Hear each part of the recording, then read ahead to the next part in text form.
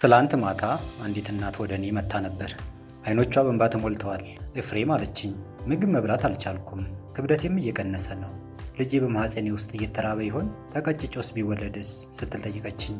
ይህ ጭንቀት የአንቺም ጭንቀት እንደሆነ አውቃለሁ። በመጀመሪያዎቹ ወራት በሚመጣው ማቅለሽለሽ ምክንያት ምግብ መጥላት፣ ከዚያም ደግሞ ክብደትሽ አልጨመረም የሚለው የሰው ወሬ እንቅልፍ እንደሚነሳሽ ይገባኛል። ነገር ግን ዛሬ የምነግርሽ ነገር ቢኖር ጭንቀትሽ እዚህ ጋር ያበቃል። ክብደት መጨመር ማለት ለሁለት መብላት ሳይሆን አንቺን ሳያደክምሽ ልጁን ግን የሚገነቡ ሚስጥራዊ ምግቦችን ማወቅ ነው። ዛሬ ያችን እናት ያረጋገሁበትንና ጤናማ ክብደት እንድትጨምር የረዳኋትን ሳይንሳዊ ሚስጥር ላካፍልሽ መጥቻለሁ። ሰላም ጤና ይስጥልኝ።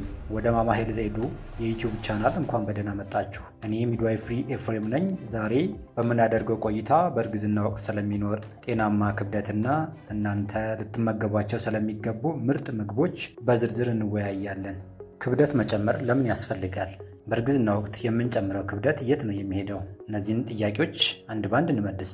ልጁ ከ3 እስከ 3.5 ኪሎ ግራም የሚሆነውን ክብደት ልጁ ይወስዳል።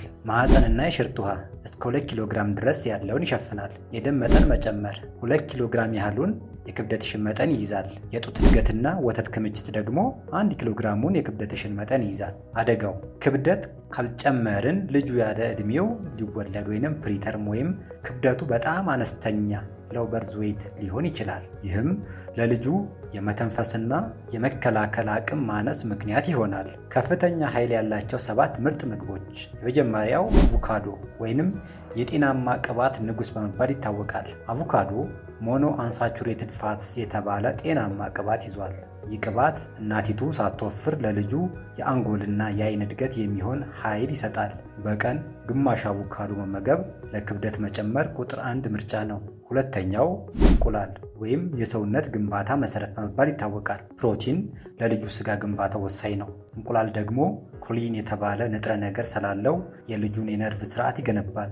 በቀን ከ1 እስከ 2 የተቀቀለ እንቁላል የፕሮቲን ፍላጎታችሁን ይሞላል። ሶስተኛው ለውዝ፣ ሰሊጥና የሱፍ ፍሬ። እነዚህ ምግቦች በትንሽ መጠን ተመግበን ከፍተኛ ካሎሪ የምናገኝባቸው ናቸው። በተጨማሪም ማግኒዥየም ስላላቸው በእርግዝና ወቅት የሚመጣን የጡንቻ መኮማተር ይከላከላሉ። ሌላኛው ሙሉ የወተት ተዋጽኦች። ካልሲየም ለልጁ አጥንት ግንባታ ያስፈልጋል። ክብደት ለመጨመር የምትፈልጉ እናቶች ሎው ፋት ሳይሆን ሙሉ ቅባት ያለውን ወተትና እርጎ መጠጣት አለባችሁ። ስኳር ድንችና ድንች፣ እነዚህ ካርቦሃይድሬት ለእናቲቱ ጉልበት ይሰጣሉ።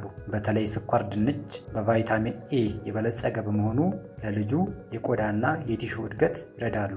የምግብ አዘገጃጀትና የአመጋገብ ስልት። ተደጋጋሚ መመገብ። አንድ ጊዜ ብዙ መብላት ሆድ ላይ ጫና ስለሚፈጠር በቀን ውስጥ በትንሹ ከ5 እስከ 6 ጊዜ መመገብ ክብደት ለመጨመር የተሻለ መንገድ ነው።